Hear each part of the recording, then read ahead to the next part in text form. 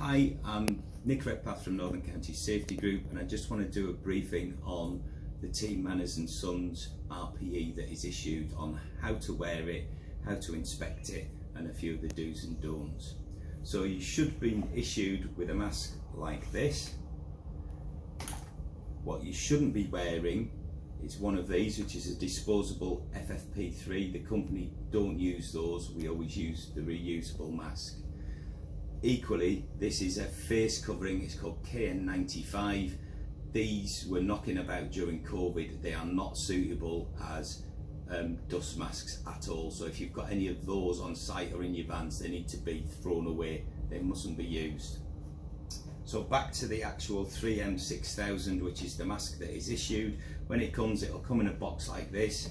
You get a little storage bag, which is what it should be kept in once you've started using it, and this will prevent dust getting into the mask and contaminating it. You will get a mask like this, and you will also get a pair of filters. The way that the filters fasten on is quite straightforward. You line them up and then you twist until they click into place. Like.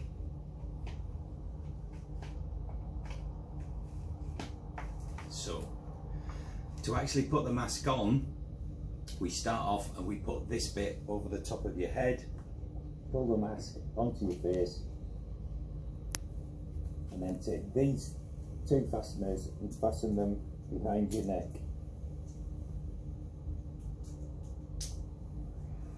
The mask can then be tightened up by pulling on these and those straps. Okay. To test that it's been fitted correctly, place your hand over the front valve and breathe out slightly.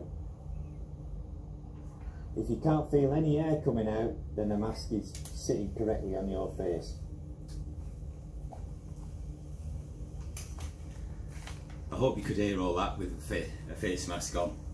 So just to reiterate, to test that you've put it on correctly, you put your hand over the front exhalation valve, breathe out, and you shouldn't feel any air escaping.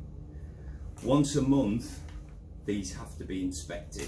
So we have a standard inspection sheet here, and I'm going to go through what's on here. So the top's fairly straightforward. The contract name and number. If you're not sure, ask your site manager or supervisor. Your name, examiner name will be you, because once you watch this you'll be deemed to be trained. And then the respirator make and model, which is 3M6000, is written in there already, and the date that you're doing it on. So today will be the 2nd of September. I'll go through each point and show you how to look for these. So is the face piece free from cracks, tears and dirt? So that's basically the rubber part here. It shouldn't have any cracks in it, it shouldn't be torn, and it shouldn't be absolutely filthy. You should use wet wipes to clean this every time you wear them. Is the seal area, which is this bit, free from distortion, and is the material pliable? You'll find that these, once they get to a couple of years old, probably start to become a little bit brittle and not as flexible, and at that point they need to be replaced. Are the inhalation valves, including valve seats, free from cracks or tearing? So these are inside.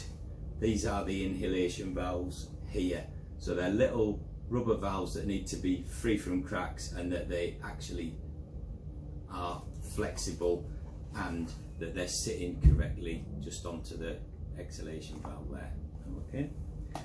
Are the head straps intact and do they have good elasticity? So fairly obvious, these are all elastic straps. Make sure they're not frayed or torn, and that they've still got a bit of elasticity in them. If they're overstretched, then they won't seal the mask onto your face.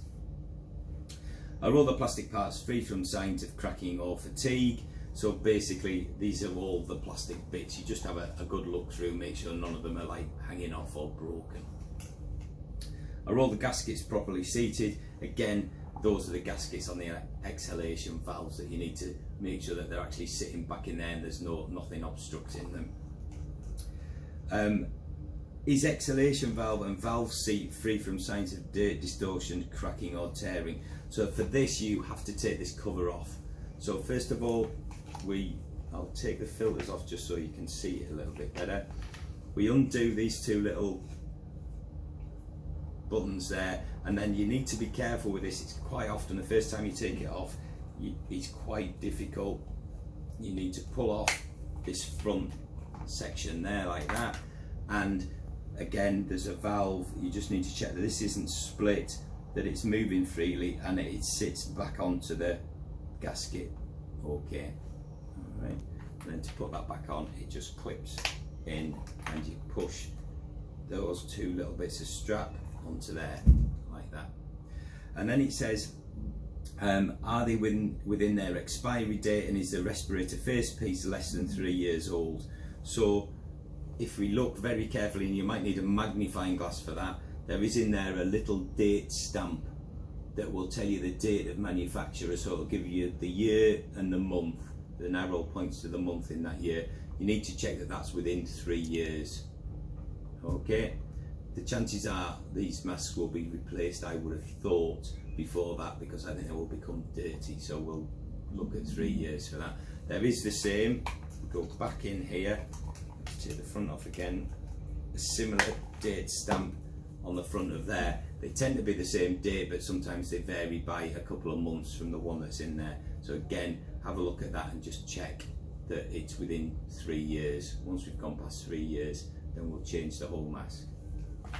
Over the page, we've then got, as a result of these are all yes, no answers. If you tick no, do we actually have to look and see whether we replace parts of the mask or the filters? So one of the questions is the expiry date on the filter, which is a little egg timer here. These ones are 12/24. Again, it's highly unlikely that these will have run out. You will tend to have replaced them before the actual expiry date. To know when to replace these is quite easy. You will find it's quite difficult to breathe. When you breathe in, if these are clogged up, they will be discoloured and you'll be struggling to breathe in. So at that point, you replace them. Ask your site manager or the office for some replacement ones. Once we've decided that the mask is unfit for use or fit for use, we tick the appropriate box, and then at the bottom we sign there and date it, and that's it. If you have any questions, you can speak to your site manager or you can speak to one of Northern Counties safety advisors. Thanks for watching.